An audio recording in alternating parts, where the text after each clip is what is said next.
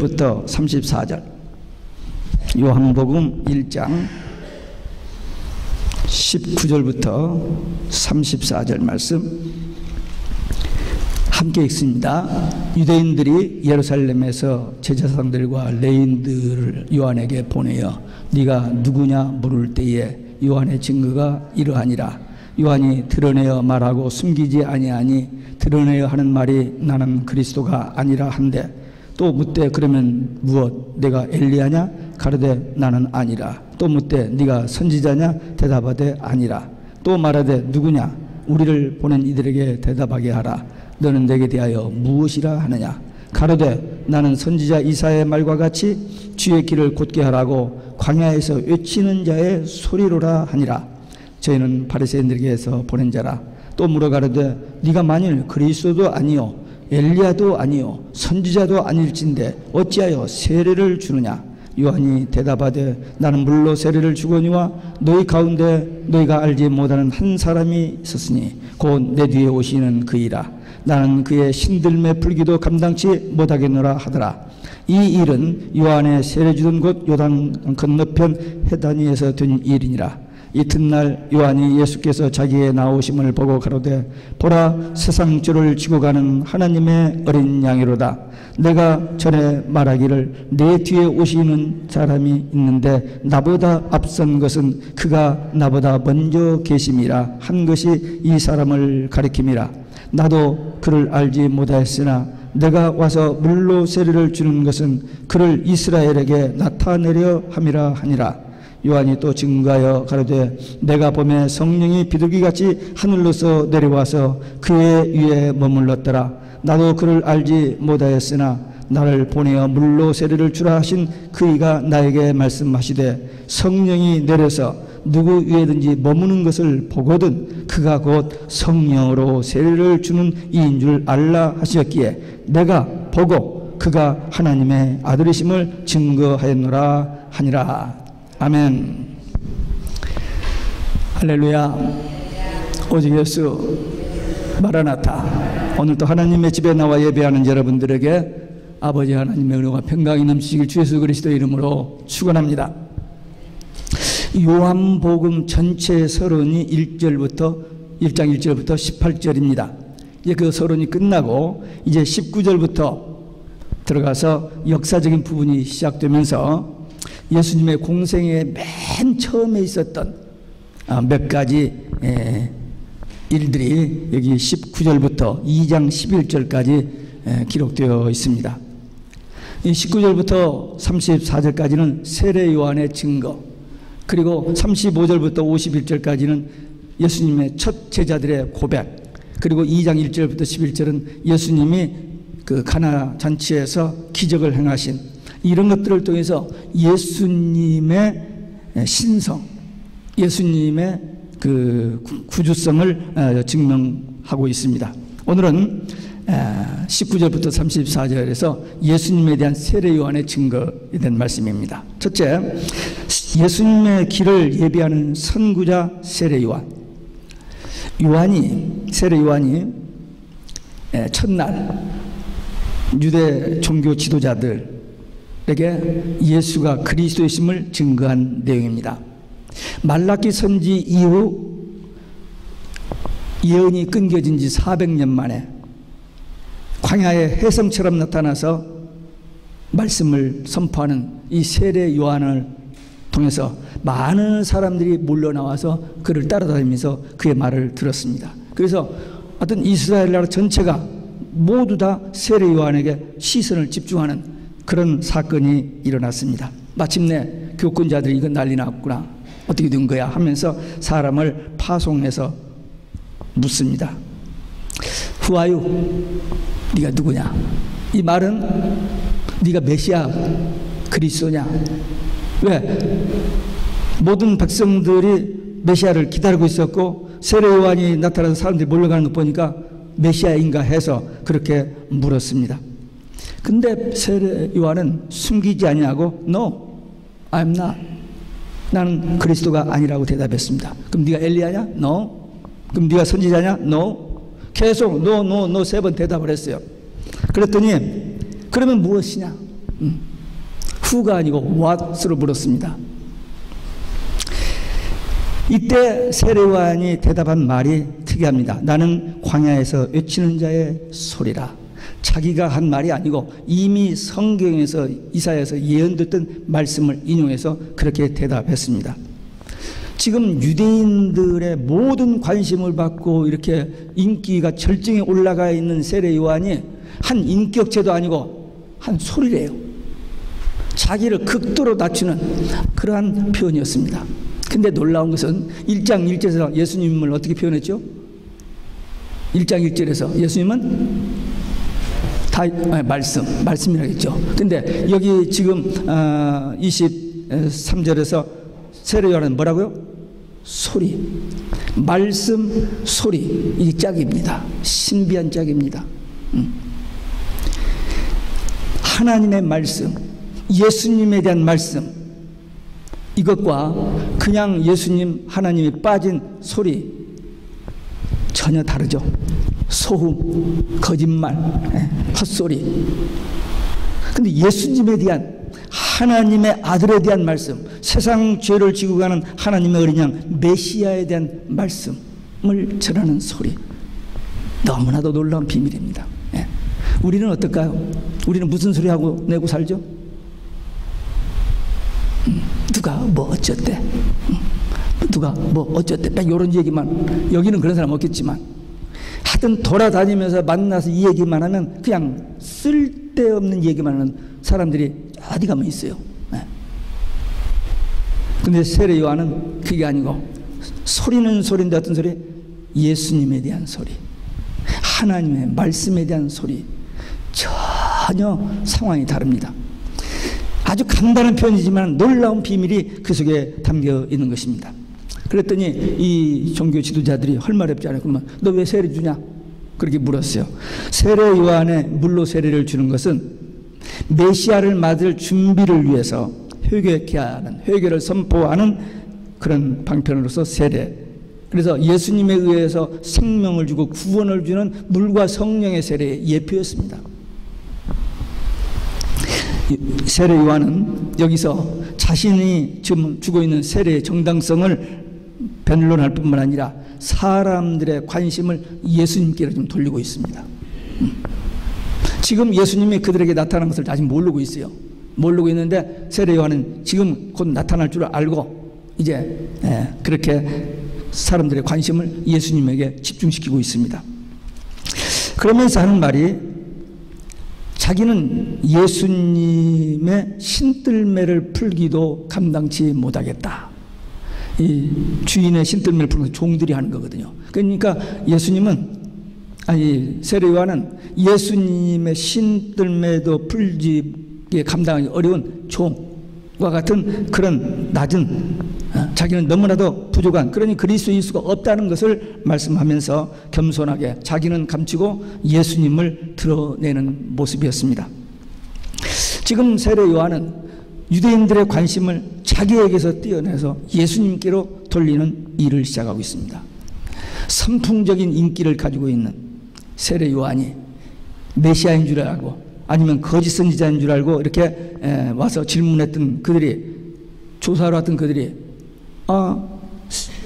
예수님의 신들매를 풀기도 감당치 못하는 자, 그냥 소리일 뿐이라고 하니까 이 종교 지도자들 할 말이 없어서 그냥 돌아가 버렸어. 여기서 세례 요한이 뭐 논리적으로 이렇게 했으면 더 논쟁이 길어졌을 텐데 그들의 논쟁이 휘말리지 아니하고 자기가 어떤 신분인지, 자기가 누구인지 무엇인지를 분명히 말해주고 나니까 그냥 가버렸습니다. 사람들의 존경과 칭찬을 받고 싶어하는 것이 인간의 본능입니다. 세례 요한이들 왜 그게 없겠어요? 그러나 그는 철저하게 그런 것을 배격하고 오직 예수님만 나타내는 그런 모습입니다. 이게 성도들이 가져야 할, 우리 신앙생활하는 우리들이 가져야 할 가장 기본 자세입니다.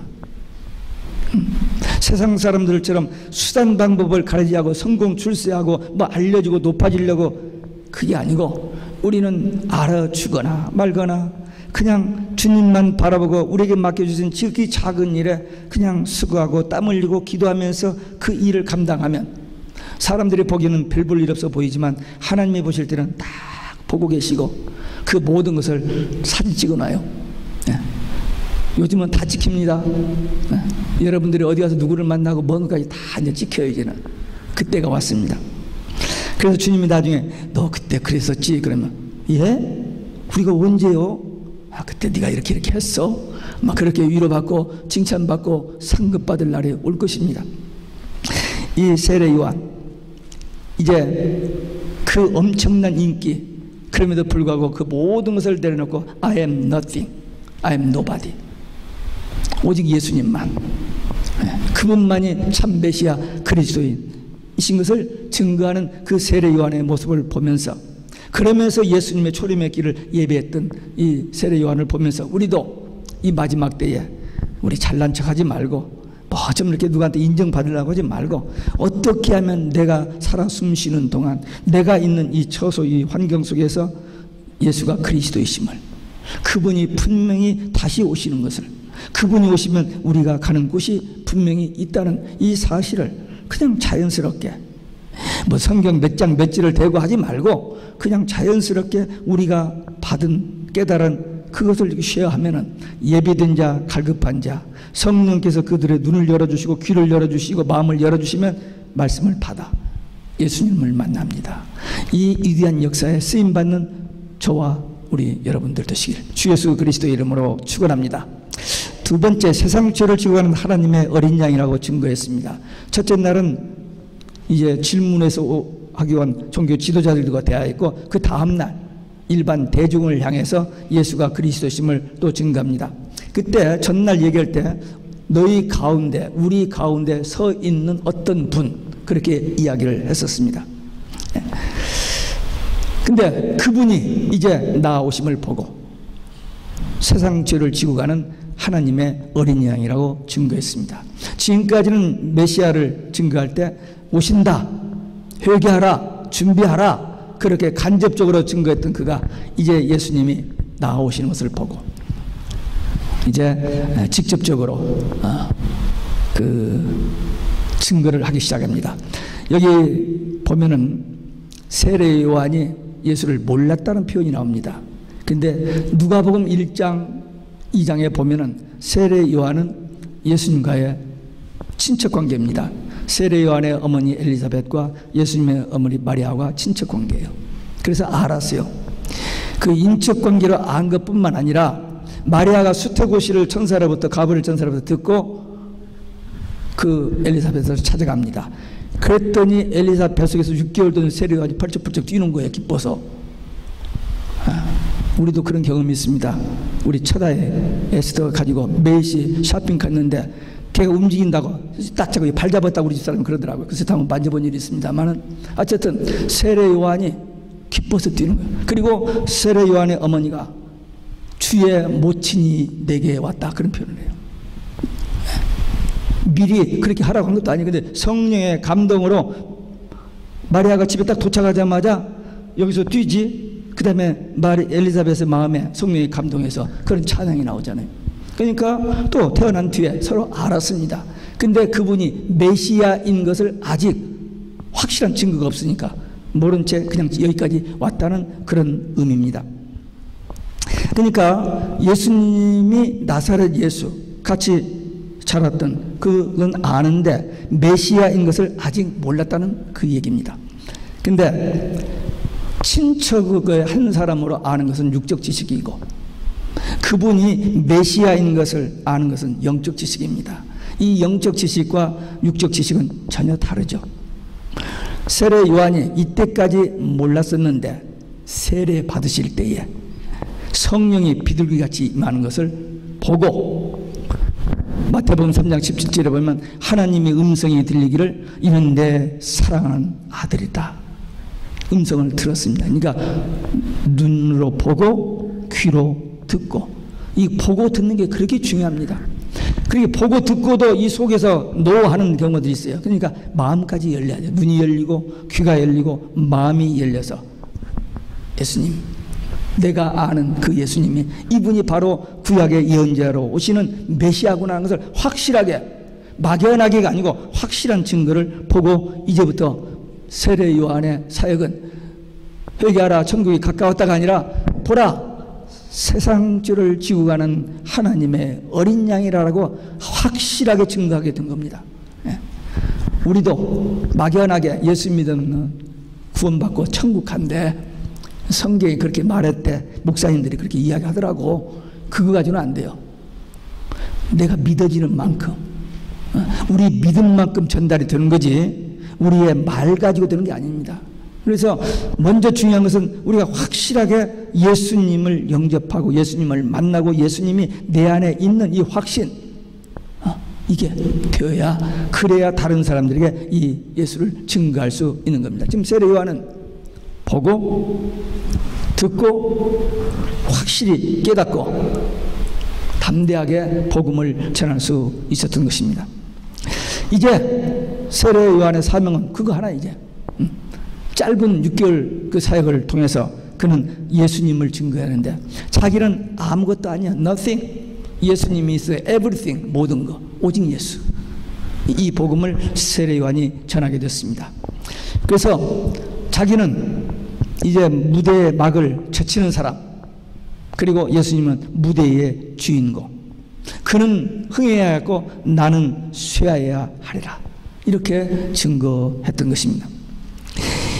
세례 요한이 예수님에 대해서 증거한 이 29절 세상죄를 지고 가는 하나님의 어린 양이라는 이 말씀은 복음의 핵입니다. 12절 1장 12절 13절도 14절도 14절 한 절 말씀 가지고 한 몇 주 전에 말씀드렸습니다만 아주 중요한 내용인데 이 29절도 세상 죄를 지고 가는 하나님의 어린 양이라는 이 말씀은 복음의 핵심입니다. 신구약 성경 전체 66권은 한 분, 이 어린 양 예수에 대한 얘기입니다. 맞습니까? 제가 가끔 설교할 때 그랬죠. 신구약 성경 전체를 한 절로 요약하면 어디? 벌써 잊어버렸어요. 요한복음 3장 16절. 두 단어로 요약하면은 크게 다음 주에 또 설교해야겠네. 알아들을 때까지. 예수 천국이라고 했잖아요. 한번 따라서 해봐요. 예수 천국. 세상 일이 너무 바쁘다 보니까 다 까먹고 오시는 거 제가 알아요. 그러니까 또 하고 또 하고 또 하고 해도 그냥 두 단어로. 그리고 이 우리가 믿고 신앙생활하는 이 모든 신앙을 그 한 그 표현을 하면은 예수 내 구주입니다. 이게 우리 신앙 고백이요. 한번 같이 하시겠습니다. 예수 내 구주. 이게 머릿속에 딱 있어야 돼요. 누가 뭐래도 오직 예수 오면 죽인다고 그럴 때까지 오는데 doesn't matter. 다니엘 세 친구가 풀무불에 집어든다고 하는데도 doesn't matter. 다니엘을 사자굴에 집어든다고 해도 doesn't matter. 이제 오직 예수 하면 감옥에 가 죽는다고 하는데도 doesn't matter. 오직 예수. 예수 내 구주. 하다가 죽으면 천국, 그냥 좀 더 살려고 바둥대고 이렇게 변명하면 지옥. 둘 중에 하나입니다. 너무 말을 세게 했나? 조금 날이 더워서 여러분들 졸고 있는 것 같아서 좀 정신 좀 차리라고.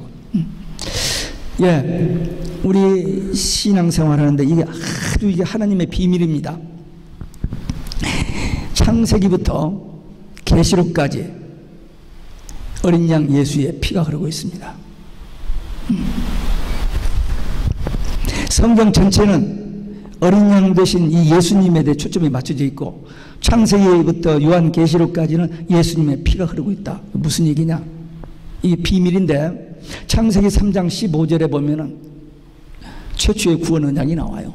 그러면서 하나님께서 양을 잡아서 피를 흘리고 양의 피, 이 피로 구속받는데 피를 흘리고 가죽 옷을, 의의 옷을 지어 입혀주시잖아요. 그게 구원입니다. 그 사건을 출애굽기 12장에서 이스라엘 백성들이 애굽에서 나올 때 양을 잡아서 피를 문설주의 발로 물어 그들이 죽음의 재앙에서 구원받고 출애굽하지 않아요. 그 원리입니다. 이사야 53장에 보면은 예수님이 오셔서 십자가에 달려 죽으시고 피 흘리심으로 우리가 그 피로 구속받을 것에 대한 예언이 나옵니다. 히브리서 9장 22절에 보면 피 흘림이 없이는 사함이 없다. 요한계시록 7장에 보면은 환난을 통과한 사람들이 구원의 노래를 부르는데 어린 양의 피로 사함받은, 구원받은 노래가 나와요. 끝까지 예수 그리스도의 피, 어린 양의 피, 이게 성경의 비밀입니다.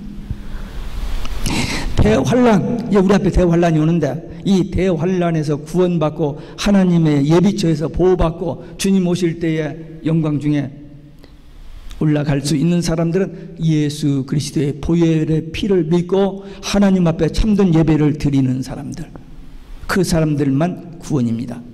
하나님께서는 이미 모든 인류에게 구원의 기회를 다 주셨어요. 일반 은총도 주시고 특별 은총도 다 주셨어요. 믿음으로 받는 사람들에게는 그 구원이 이루어지고 노 땡큐 거절하면 그 구원은 지나갑니다. 오직 예수밖에 없습니다.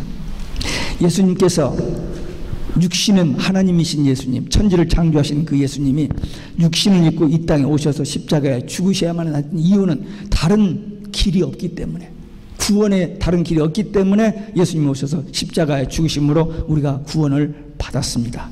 우리의 죄값을 지불하시고 우리가 구원을 받았어요. 이 구원이란 말 예수 믿기 시작한부터 지금까지 수도 없이 반복해서 들었는데 이 구원이 뭐냐 물어보면은 구원이죠. 아니 구원이 뭐냐니까. 아니 구원이 구원이라니까요. 그 말밖에 대답 못하는 사람들이 많아요. 여기 있는 사람들 말고 저쪽에 가보면 그런 사람들 많아요. 근데 구원이 뭐냐 다 아는 겁니다만 한번 정리해 보면 그렇습니다. 예수님의 십자가로 죄에서 해방, 예수님의 부활로 죽음에서 해방, 예수님의 재림으로 지옥에서 해방되는 것, 그게 구원입니다. 지금 우리는 구원 받았어요.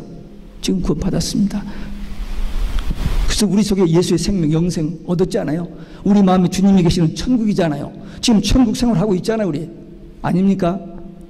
천국 생활하고 있다가 죽으면 우리 육은 땅에, 우리 영만 낙원에.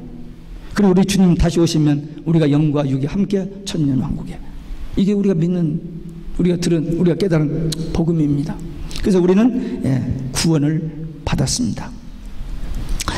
이 엄청난 대가를 지불하고 받은 이 구원을 너무나도 사람들이 소홀히 생각하고 값없이 생각해요. 그냥 구원 받았어.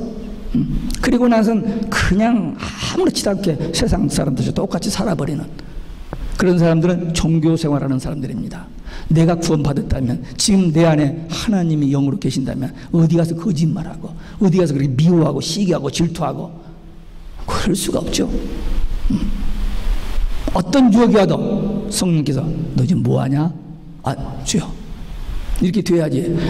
아무런 양심의 가책도 없이 거짓말 쓸쓸하고 그냥 어떻게 하면 더 그냥 욕심. 이건 성령 받은 하나님을 만난, 예수님을 만난 사람이 아닙니다.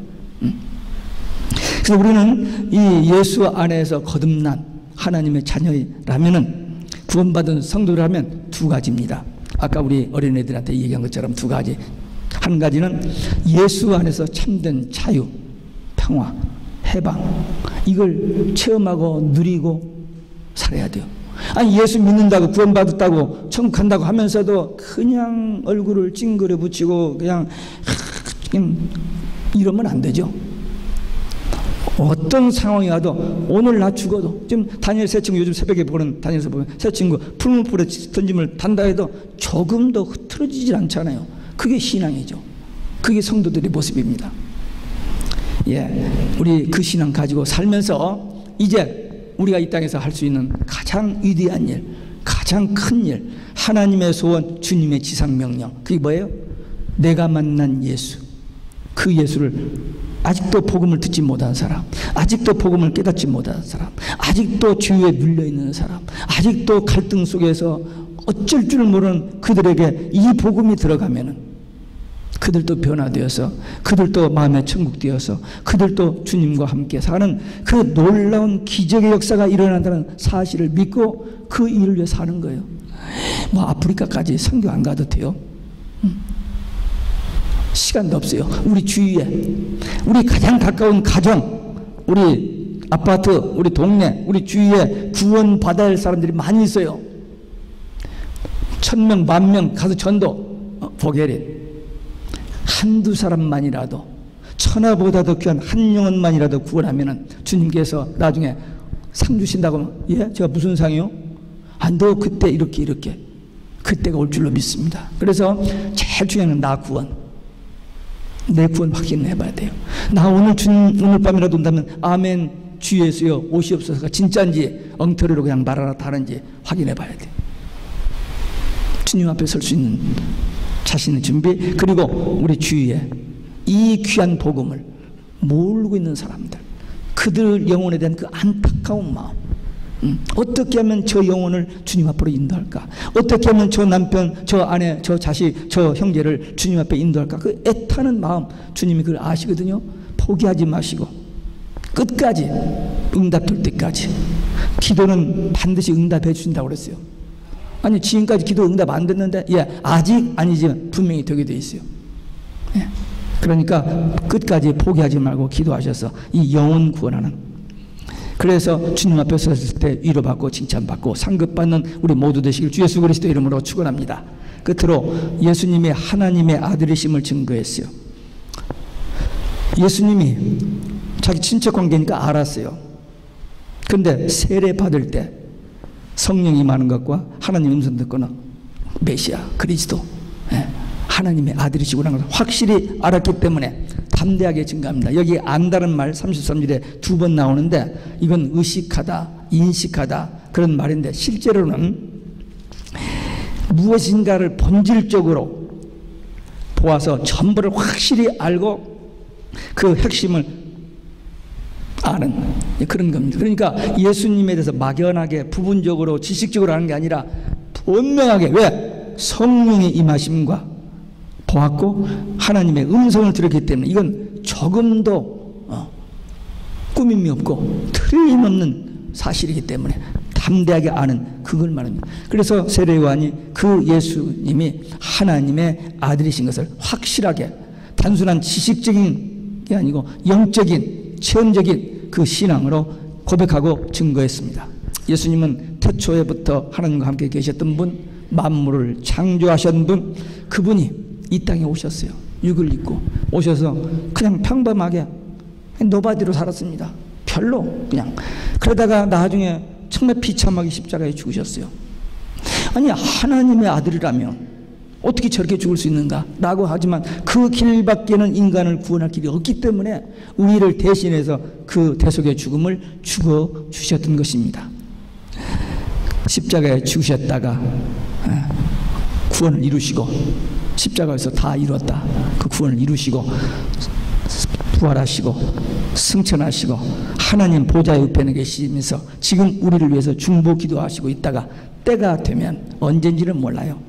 근데 예수님께서 징조에 대해서 다 얘기했어. 이러한 징조들이 일어나면 인자가 문 앞에 곧 가까이 이룬 줄 알라 했는데, 그 징조가 제가 보기에는 거의 다 이루어졌습니다.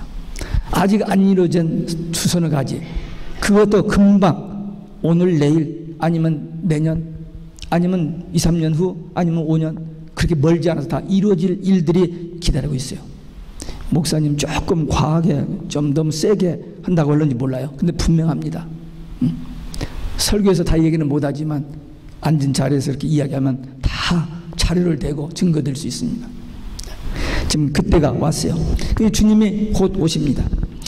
예수님께서 이 땅에 오셔서 천국 복음을 전하시고 가셨는데, 그 예수님이 오셨을 때, 처음 오셨을 때 그 길을 예비한 세례요한, 그를 통해서 우리가 오늘 이 말씀을 통해서 깨닫고 이제 우리는 남은 때를 살아야, 주님이 다시 오신다고 약속한 그때가 임박했기 때문에 예수님의 초림을 예비한 세례요한처럼 예수님의 재림을 예비하는 마지막 사명자들로, 일꾼들로, 사역자들로 이 영원한 복음에 증인되어 살자 하는 것이 오늘 이 말씀, 세례요한을 통해서 주신 말씀과 함께 우리가 받아들인 말씀이요, 우리가 결단할 말씀이고, 우리가 이 말씀 붙들고 끝까지 달려가야 할 말씀인 줄로 믿습니다.